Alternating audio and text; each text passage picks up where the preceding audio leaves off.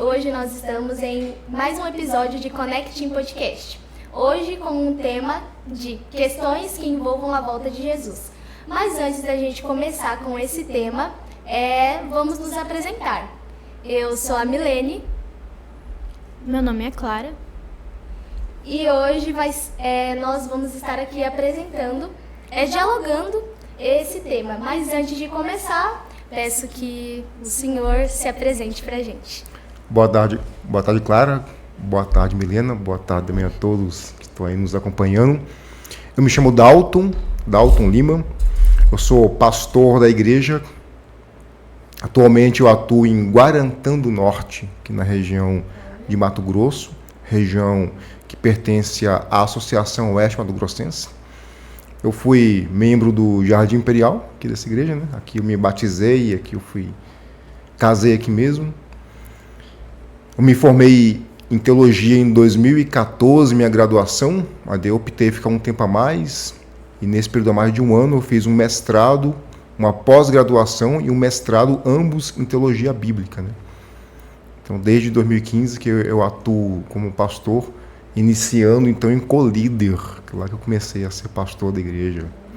E é uma alegria estar aqui nessa tarde de sábado para conversarmos sobre um tema tão importante, né? Sim. Que é a volta de Jesus, tão central para a nossa fé.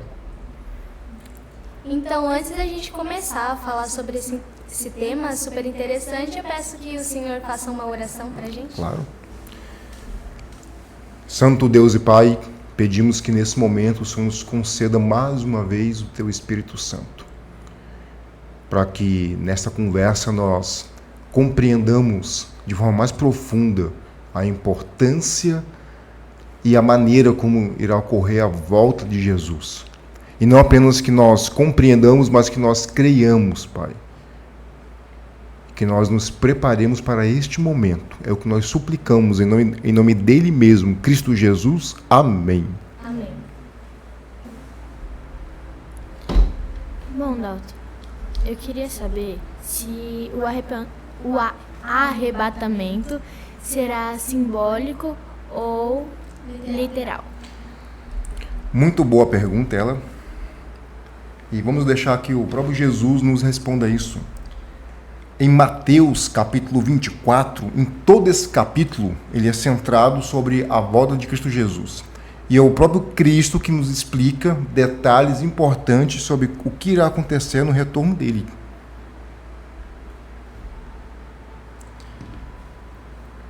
E no capítulo 24, a partir do verso 37, ele faz uma comparação nos dias de Noé, como que foi no dia de Noé, como que aconteceu com o retorno dele.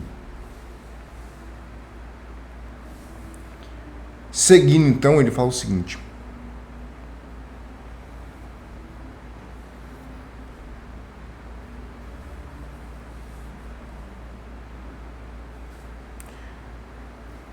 verso 39, ele fala sobre Noé, né? E não perceberam até o dia em que veio o dilúvio e o levou a todos. Assim será também na vinda do Filho do Homem, que é ele mesmo, Cristo Jesus. E então 2 estarão no campo. Um será levado, o outro será deixado. Verso 41. 2 mulheres estarão trabalhando num moinho, uma será levada e a outra deixada. Portanto, vigiem, porque vocês não sabem em que dia virá o Senhor de vocês. Arrebatamento, essa expressão quer dizer tirar, tomar, né, pegar. Então, pela Bíblia, a compreensão bíblica, o arrebatamento será literal. Ele será literal, será real. Não é apenas uma linguagem simbólica. Ele será literal. Um detalhe que em nossa compreensão, na compreensão que nós temos do arrebatamento, não será como alguns outros entendem, tendo respeito por eles, mas vendo que a compreensão deles não é como nós entendemos o texto bíblico. Porque alguns imaginam que esse arrebatamento ele será secreto. Estamos que nós conversando aqui, de repente vocês somem, eu fico. Porque Cristo volta de forma invisível e aqueles salvos são arrebatados secretamente, eles somem. e os demais não salvos ficam para um período ali de tribulação no qual serão provados para serem salvos ou não. No texto bíblico, toda vez que Cristo ou que os apóstolos relatam a vinda dele, eles trabalham como sendo uma vinda única, nesse período, uma vinda única, literal, porém não secreta. Todo olho verá. E Paulo ele comenta também que ouviremos o soar da última trombeta. Então, não apenas todo olho verá, como também todo ouvido o ouvirá. Então, será real o arrebatamento, ele vai acontecer, porém, não de forma secreta, mas de forma pública e, como assim, escancarada para que todos percebam. E tem muita gente que também acredita que Jesus já voltou, né? Eu não sei se você já ouviu falar, mas tem pessoas que acham que ele já voltou, já fez o que tinha que fazer aqui e a gente vive da forma que a gente quer. Também tem... Eu acho que foi uma amiga, uma vez ela me falou que eu não lembro qual é a religião, não desrespeitando, né, como você falou, mas falando que Jesus ele já tem uma quantidade certa, já vem falando em algum lugar a quantidade certa de pessoas que iriam subir e as que iriam ficar. E eu achei interessante esse ponto de vista, né? Só que se você lê na Bíblia, vem falando que ninguém sabe o dia nem a hora, não vem falando a quantidade de pessoas que vão subir, a quantidade que vão ficar. Achei interessante. Existe um grupo de pessoas que creem em uma certa crença específica, não vou entrar aqui nos detalhes de nome com respeito, claro, mas que entendem que Cristo retornou à Terra de forma invisível em 1914, que por coincidência, né, seria ali o ano que inicia então a Guerra Mundial. E que haveria então uma quantia específica de salvos que iriam para o céu, baseado em uma linguagem simbólica de Apocalipse, que ali João descreve a quantia de 144 mil. Então, por isso que alguns entendem, Milene, que apenas esse grupo seria salvo, mas o texto ele não vai sobre isso, né? Uma que ali o texto ele é em linguagem simbólica, então devemos entendê-lo simbolicamente. E ao olhar a Bíblia, não temos base para afirmar que Cristo já voltou em 1914. Pelo contrário, né? Se vermos aqui o texto que lemos, ele fala que o dia e a hora ninguém sabe. E ao ele retornar, então, ele vai retornar para salvar o seu povo, levá-los ao céu e julgar os ímpios, né? Como isso não aconteceu em 1914, então pressupomos que essa compreensão é equivocada. Embora a pessoa pode crer de coração, ele pode ser sincero, mas está sinceramente errado em sua crença. Interessante saber isso, eu não sabia. Caso ela venha tocar nesse assunto de novo, eu posso acabar comentando. Né? Tenho mais uma pergunta. Sim. Quais são os sinais da volta de Jesus?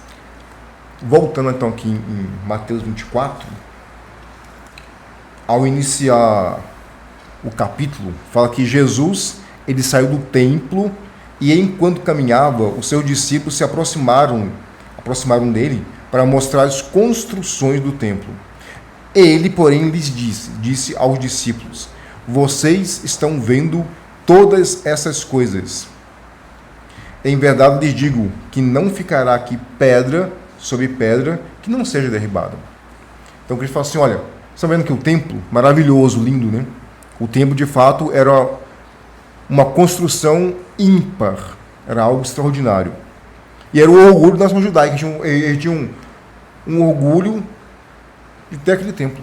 Orgulho em termos de, olha o que fizemos, né? Para Deus, algo maravilhoso.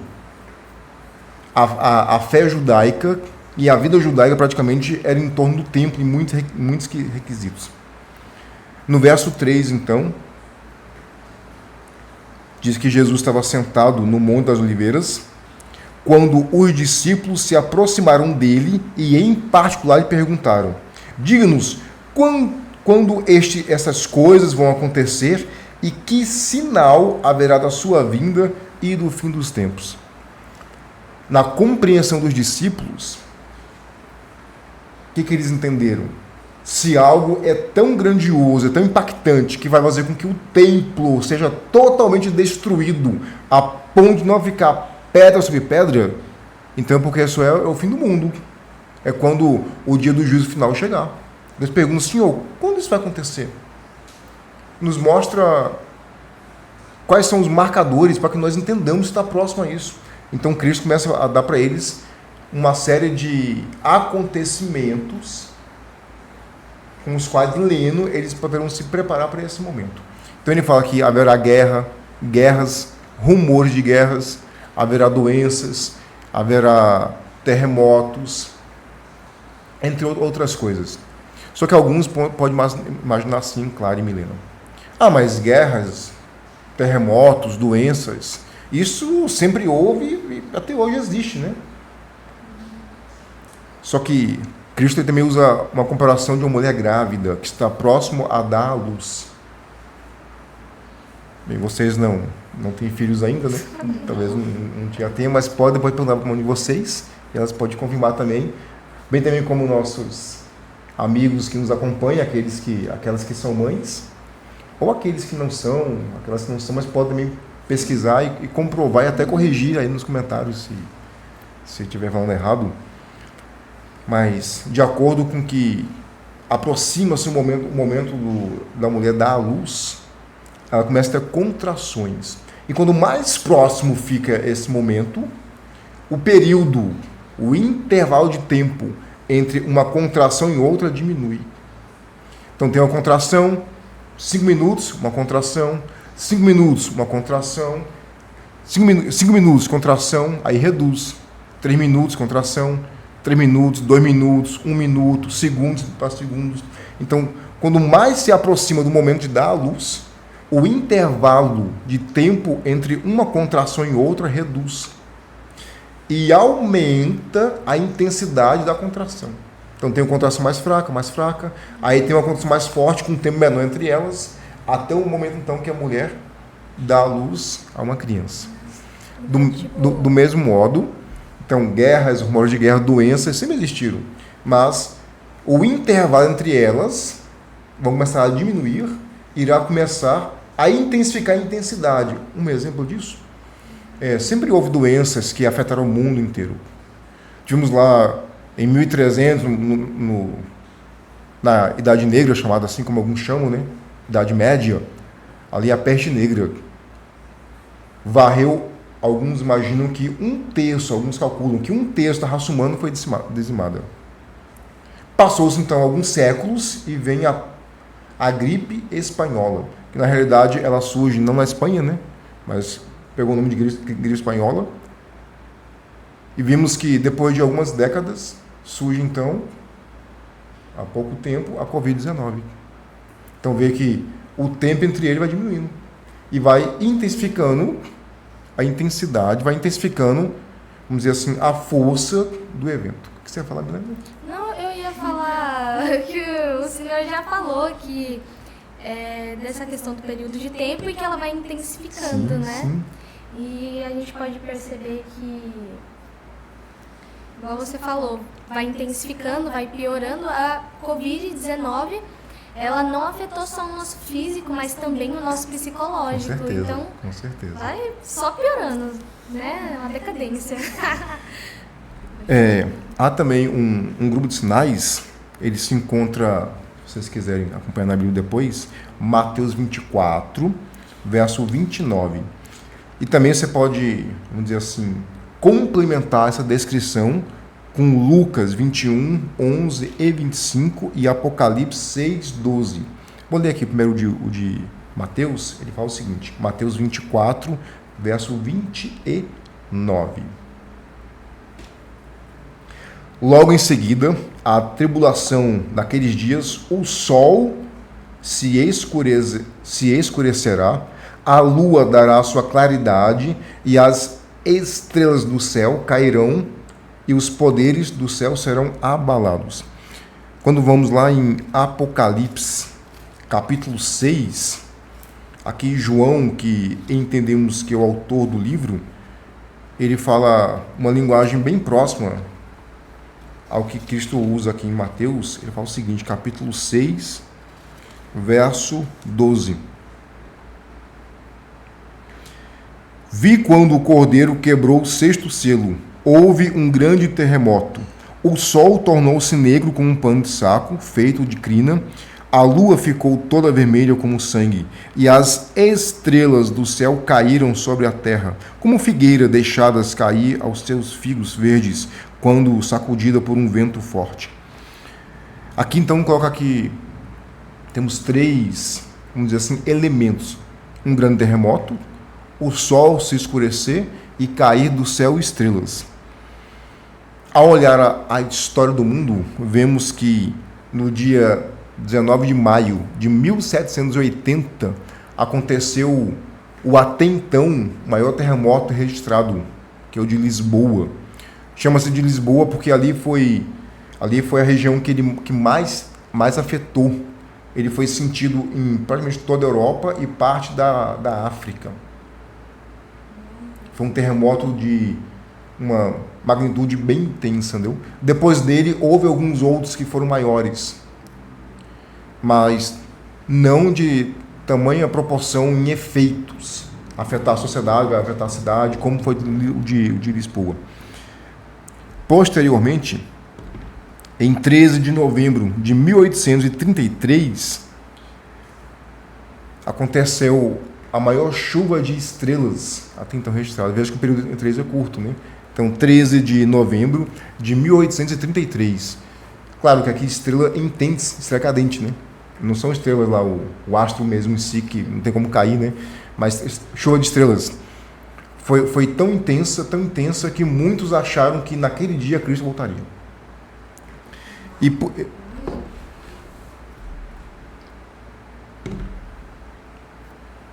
Perdão, só corrigindo. O terremoto de Lisboa foi 1º de novembro de 1755. 19 de maio de 1780, na verdade, foi o sol se escurecer. Hoje, alguns pesquisadores têm algumas teorias, Clarinha, sobre o que ali aconteceu. Mas são teorias que buscam explicar, mas o que de fato está registrado houve ali o dia amanheceu normalmente.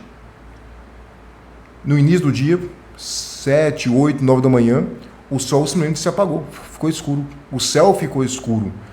Tamanha foi a escuridão que os animais voltaram para os seus abrigos. As galinhas voltaram para os puleiros. E os animais noturnos tornaram a sair, achando que anoiteceu.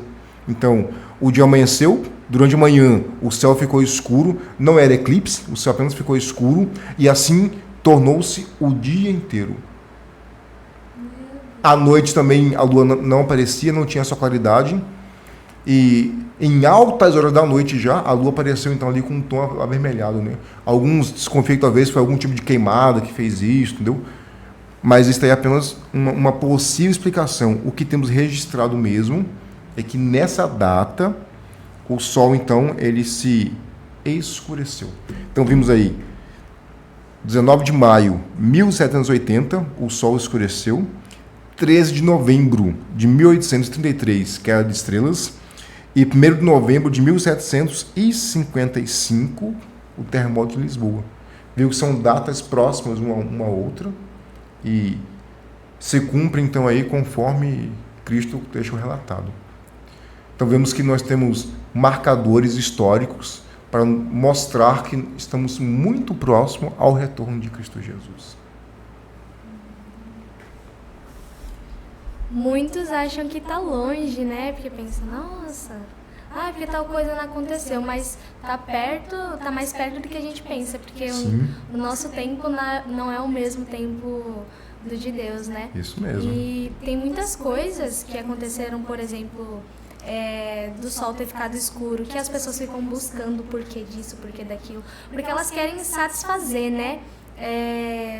Como que eu posso dizer?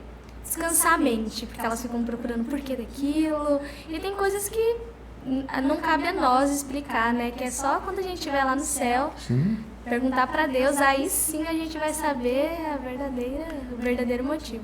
Assim, nós podemos até buscar entender, não é errado, né?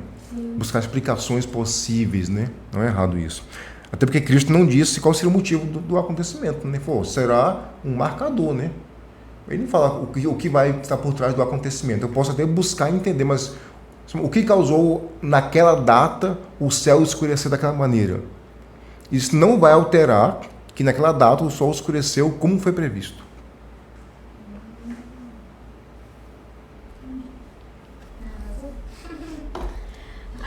Antes de fazer uma outra pergunta, eu queria saber, tipo assim, porque esses dias eu vi um vídeo na internet falando que foi detectado uma mancha no sol. E ela tava se crescendo bastante. Aí, tipo, como você acabou de falar, que já teve esse negócio do sol escurecer. Eu queria saber se tem como repetir o acontecimento. Se o sol pode tornar-se a escurecer novamente? Uhum. Interessante que alguns sinais, vamos dizer assim, vou usar o termo marcadores, tá? Porque daqui a pouquinho eu vou explicar por que eu termo sinais. Alguns marcadores, como guerra, rumores de guerras, eles acontecem com certa frequência. E como eu falei antes, né? A questão é que a intensidade, o intervalo entre eles que altera. Esses três específicos, eles aconteceram, na verdade, em mais de uma ocasião. Vou aqui reforçar o terremoto e o sol escurecer. Quando Cristo morre, ali temos em uma forma micro, uma forma compacta, o que será o retorno dele. Por exemplo, aqui em Mateus 24, ele fala assim, quando o rei virá em sua glória, ele dirá um grupo, vindes, benditos, salvos, dirá a outro grupo, afastai-vos, estão perdidos. Na morte dele, de um lado havia um homem sendo salvo, um ladrão que se converte na cruz e é salvo. Do outro lado, um que se perde. Na morte dele, há um terremoto tão impactante que faz com que sepulturas são abertas e os corpos ficam à mostra e o sol escurece. Também não foi um eclipse. Não tinha como ter um eclipse naquela data. Não foi um eclipse. O sol apenas se escureceu. E após Cristo ressuscitar, algumas pessoas que tiveram o corpo ali à mostra no terremoto também ressuscitam com ele. Então vemos que é como se ali tivesse um resumo do que seria. Por que eu toquei nisso, claro? Há uma compreensão, e ela tem um embasamento bíblico, que esses sinais, eles podem tornar a ocorrer momentos antes do retorno de Cristo. Então, como para Cristo falar assim, olha, é agora, viu? Estão prontos, então preparem-se. Então, esses sinais, entre eles o sol escurecer, pode tornar a acontecer momentos breves ao retorno de Cristo. Então, há sim uma possível situação que os sinais tornem a ocorrer. Agora, se há alguma ligação com alguma mancha escura no céu, aí já não me cabe responder, né? Porque aí já foge ao meu escopo. Eu não sou astrônomo, né? nem físico, né? Bom, Dalton, qual é o papel da igreja a guardar os sinais da volta de Cristo? Como igreja, a nossa função, primeiro, é nos prepararmos para encontrar com Cristo. A nossa igreja, ela é profundamente embasada no retorno de Cristo. O nosso nome, né, adventistas, é aqueles que aguardam o advento. O advento, no caso de Cristo Jesus, o retorno dele. Então, nossa primeira função é nos prepararmos para encontrarmos com ele. Cremos que vai acontecer, cremos que será literal e cremos que será mais breve do que talvez imaginamos. Só que não apenas nos prepararmos. Imagine vocês que há uma doença terrível e vocês descobriram a cura dela. E pessoas irão morrer sem essa cura. E vocês têm a cura e ficam quietas. Seria justo, correto e certo isso? Não. Então imagine Cristo volta e aqueles que não conheceram o Evangelho, não se entregaram a Ele, não aceitaram a salvação, podem sofrer a morte eterna. E nós temos a informação do Evangelho, que é a cura para a morte eterna, em nossas mãos. E eu vou me omitir de falar para o outro. Então imagine alguém se perder porque eu omiti de falar para ele. Então nossa função não é apenas nos prepararmos, mas anunciarmos de forma convincente, clara, que Cristo está voltando e auxiliarmos aos demais também a entenderem isso e a se prepararem conosco para esse momento. Até porque Deus ele não tolera o nosso tempo de ignorância, né? Sim. A gente sabe da palavra e a gente não prega. Deus ele não tolera, então a gente vai ser castigado, né? É egoísta da nossa parte a gente Sim, saber sim. e não compartilhar. Achar que só para alguns. E assim, eu creio que o evangelho ele é real. Então, aqui eu tô falando aqui com o pressuposto que o evangelho é real. Então, o evangelho, resumindo, é o quê? Nós, seres humanos, estamos perdidos. Nós temos o pecado, que o pecado ele pode ser entendido de várias maneiras. O pecado, ele é um crime, ele é um ato ilegal. Ele está indo contra a lei de Deus. Então, somos criminosos, todo pecador. Só que pecado, ele também é uma doença. É uma doença. E nós nascemos doentes. Nós nascemos contaminados pelo pecado. Nós não escolhemos ser pecadores, nós já nascemos pecadores. Mas Deus, então, em Cristo Jesus, nos dá a cura. Ele vai nos curar do nosso pecado. Então temos... O evangelho então seria o quê? Somos pecadores e como tais iremos morrer. E morte eterna. Deus intervém na história, Deus torna-se um ser humano, ele morre em nosso lugar, nos dando o perdão dos nossos pecados e a garantia de uma vida eterna.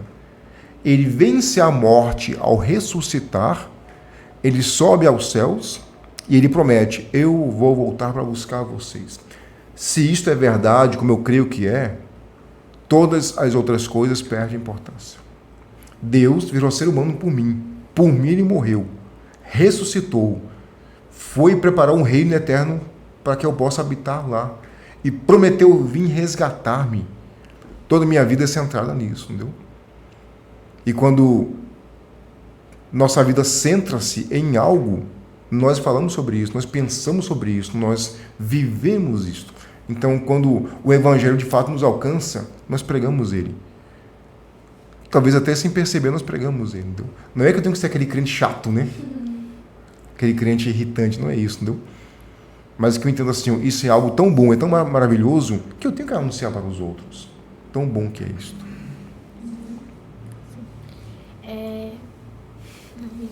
Eu sou 4 ou 5.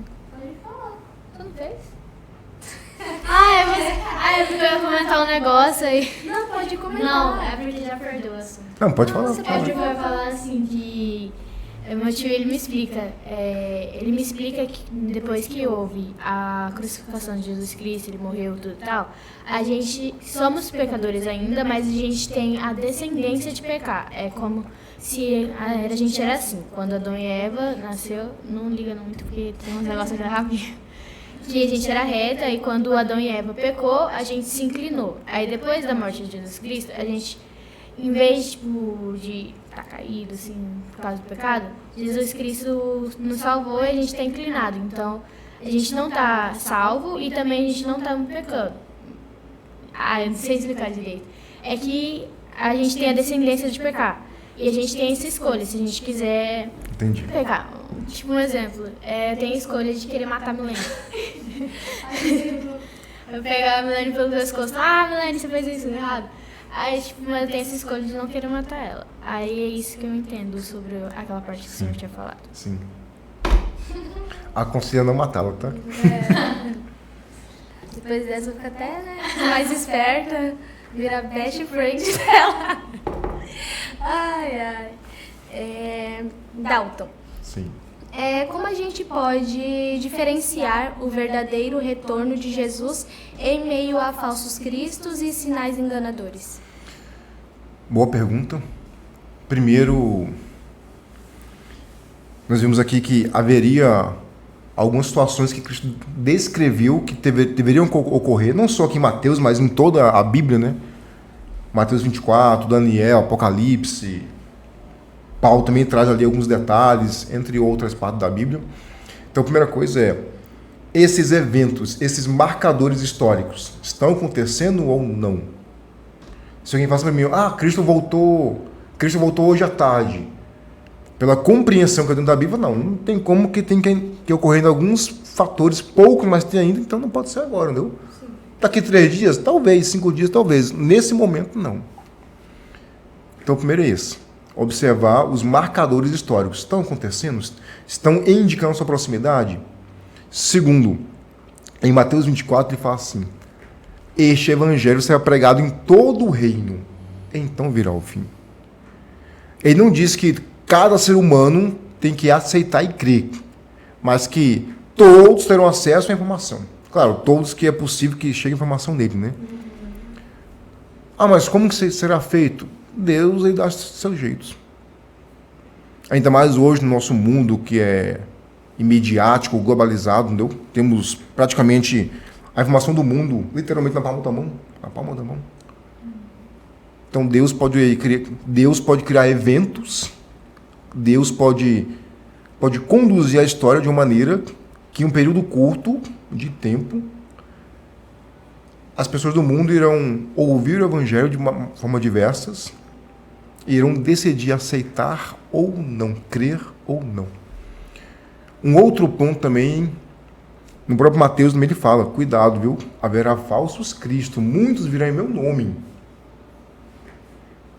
Porém, quando o Cristo retornar, alguns fatores irão acontecer. Ele vem nas nuvens dos céus. Ele não toca a terra. Ele fica nos céus. Os céus irão se abrir e virá ele com seus anjos. Mortos irão ressuscitar naquele período.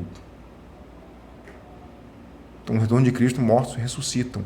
Ouve-se uma grande trombeta. Então, Satanás, ele vai buscar imitar alguns fatores. Só que ele não vai conseguir fazer todos os fatores, em especial ao mesmo tempo. Então, o conselho seria: esteja atento à história profética, esteja atento à descrição que será a volta de Jesus. Porque se não se encaixar em total descrição, então não é ele. Então haverá ali uma tribulação, haverá alguns fatores sociais, haverá sinais na natureza. Tudo aconteceu, beleza então. O retorno que aconteceu, a vinda que aconteceu, foi como ele descreveu, então muito possivelmente é ele, né? Terceiro item. Ao Cristo voltar então, esse pressuposto ao Cristo, então eu vou me atentar ao que ele falar. Se ele falar coisas contra a palavra de Deus, não é o próprio Cristo, porque ele não se contradiz, né? Aparece lá no céu um Cristo, tá, e começa a ensinar coisas, a falar coisas que vai contrário ao que ele deixou narrado na Bíblia, ensinado na Bíblia, registrado na Bíblia. Então saberei que é um falso Cristo, então.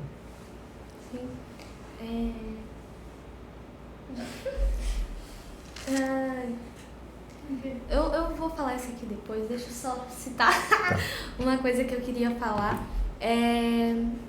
Outra vez eu estava assistindo um vídeo de um pastor, eu não lembro qual é um moreninho, careca, da nossa igreja, e ele estava falando sobre esse assunto.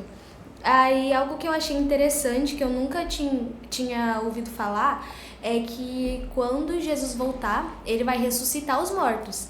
Mas ele primeiro vai ressuscitar os que foram salvos e depois vai ressuscitar os que vão ficar. Os ímpios. Os ímpios. Do retorno de Cristo, ali haverá a ressurreição dos salvos, conforme Paulo deixa bem claro na Bíblia, também Cristo ali em João 5 e outros textos bíblicos.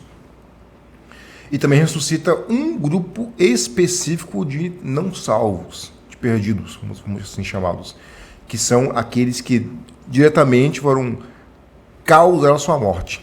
Então ali os romanos que o julgaram, aqueles soldados que o mataram, talvez Pilatos, Anás e Caifás que o condenaram, também vão ressuscitar para vê-lo voltar, então torna a morrer. Só que os ímpios, os não salvos, eles só ressuscitam passando 1000 anos após a volta de Jesus, que daí seria um assunto para outra conversa, né? Que daí tem mais detalhes, entendeu? Só que Cristo volta, então, ele ressuscita os salvos, e os salvos mortos serão transformados, sua aparência física será restaurada, bem como os vivos salvos são igualmente restaurados, transformados, fisicamente e também mentalmente, emocionalmente, uma total restauração ao que nós deveríamos ser sem o pecado. Ele nos leva para o céu. Após 1000 anos, então, há uma segunda ressurreição. Aí nessa, então, são os ímpios. Então, sejam, todo mundo vai ressuscitar. Todo mundo tem garantia de uma ressurreição. A questão é, em qual? Com os salvos na primeira ou com os ímpios perdidos na segunda, que daí é uma ressurreição para o juízo eterno e não mais para a vida eterna, né, que é diferente. Que bom que eu falei isso daí. Eu falei um pouco errado, mas eu peguei a ideia, Você arrasou. Bom que me ajudou a aprender mais. E nossa produção aqui pediu para eu falar uma coisa, mas eu não entendi.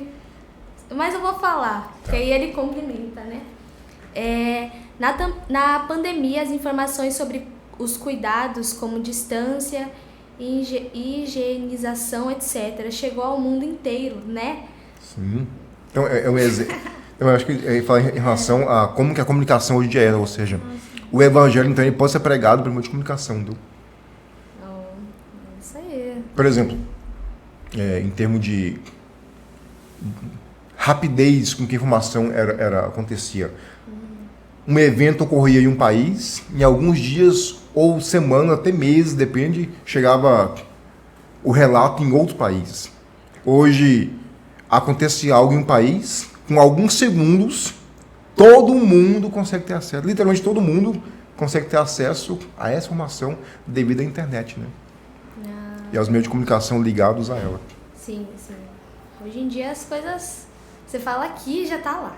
Um exemplo, estamos aqui falando aqui com nós três conversando aqui e mais outras pessoas na conversa, participando da conversa. Exato. Então, para ver como que o meio de comunicação, ele auxilia, é uma ferramenta para pregarmos o evangelho. Sim. Obrigada, Bruno, pelo seu cumprimento. Arrasou. Pode falar. Eu não entendi. Essa daqui é porque minha letra ela é bem bonita, né? Não, é porque tá com canetinha. Agora eu não sei se é um W, se é um N. O que é isso? Tá, eu vou ler aqui pra você. Conversa entre vocês. Como entender o destino dos que nunca ouviram ou não acreditam em Jesus? Vamos que dividir em 2 grupos. Os que nunca ouviram e aqueles que ouviram, compreenderam, mas não aceitaram. Quando nós vamos em Romanos, Epístola de Paulo aos Romanos, capítulo 2, Paulo ele nos dá uma luz, uma orientação, vamos dizer, um norte sobre isso. Romanos 2, a partir do verso 12, ele diz: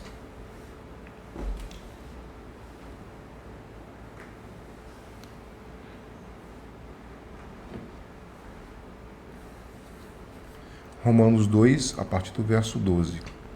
Assim, todos os que pecaram sem lei, também sem lei perecerão. E todos os que pecaram sob a lei serão julgados pela lei. Porque justos diante de Deus não são aqueles que somente ouvem a lei, mas os que praticam a lei, é que serão justificados. Quando, pois, os gentios que não têm lei fazem por natureza o que a lei ordena, eles se tornam lei para si mesmos, embora não tenham a lei. Estes mostram a obra da lei gravada no coração, e que, confirmado pela consciência deles e pelos seus pensamentos conflitantes, que às vezes os acusam e às vezes os defendem. No dia em que Deus, por meio de Cristo Jesus, julgar os segredos das pessoas de acordo com o meu evangelho. Traduzindo, Paulo diz: há pessoas que, por motivos diversos, não foram ou não serão alcançadas pela mensagem do evangelho. que envolve a lei de Deus, o que é certo, errado, salvação em Cristo Jesus. Fala, para esses, então, Deus irá julgá-los como eles não sabem a lei. Eles não conhecem, então Deus irá tratar. Deus, ele é justo e ao mesmo tempo misericordioso. Deus é o único ser que nós conhecemos que consegue ser simultaneamente 100% justo e 100% misericordioso. Aqui uma comparação. Imagina que você me deve... Não, vou mudar. Eu lhe devo 15 mil reais. O que diz a lei? Tem que fazer o quê? Você tem que pagar. Aí eu falo assim, ó, eu não tenho como te pagar. Me perdoa? Se você me perdoar, a lei foi feita? Não. Porque a lei fala que quem deve, paga. A lei me obriga que eu lhe pague, correto? Então, se você executar a dívida, você fez a lei? Fez o certo? Não, você executou. Não, Tá. você fez a lei. Você foi misericordiosa comigo? Sim. Certeza? Eu lhe devo, você não perdoou. Você me obrigou por lei a te pagar. Eu não tô entendendo. Eu lhe devo 15 mil reais. Entendeu? Eu não posso pagar. O que diz a lei? Você tem que pagar. Se você legalmente me obrigar a te pagar, você cumpriu a lei? Cumpriu a lei. A lei fala, quem deve, paga. Mas você foi comigo misericordiosa, você me perdoou? Não. Agora, se você me perdoar, você teve comigo misericórdia? Teve. Mas você cumpriu a lei? Não. Então Deus, ele é o único ser que consegue ao mesmo tempo exercer total justiça e total misericórdia. Deus, ele é tão extraordinário que ele consegue fazer isso. Por exemplo, quando ele me perdoa, eu pequei contra ele. Ele me perdoa. Então e a punição que era correto que eu recebesse? Ele recebeu nele mesmo, em Cristo Jesus. Então ele se puniu para me perdoar. Só que pessoas que não têm a compreensão do Evangelho, que há um Deus que salva e perdoa e que há uma lei que julga, Deus, ele consegue ser com eles justos e ao mesmo tempo misericordioso. Paulo fala assim, olha, Deus vai julgá-los de acordo com a consciência deles. Deus nos deu alguns presentes. Um deles é a consciência, que sob a influência do maior missionário que existe, que é o Espírito Santo, nos diz o que é certo e errado. Talvez minha consciência, por várias questões, ela pode ser alterada, e eu entendo o certo como errado e vice-versa. Mas eu tenho noção de certo e errado.